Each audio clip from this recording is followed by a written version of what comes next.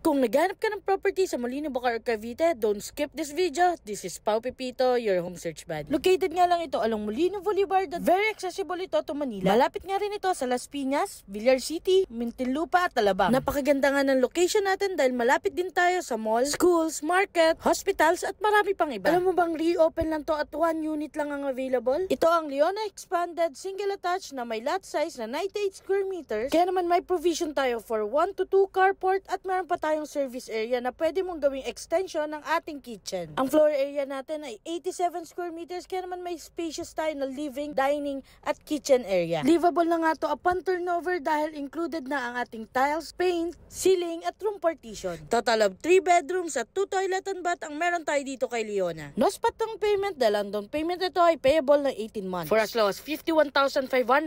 At ang monthly amortization nito for 20 years ay 54,184. Developer assisted tayo pagdating sa housing loan at via bank financing. Kaya naman kung interesado ka at gusto mong habulin ang reopen na to, send me direct message para ma-schedule na natin ang exclusive house viewing mo. So, bye-bye!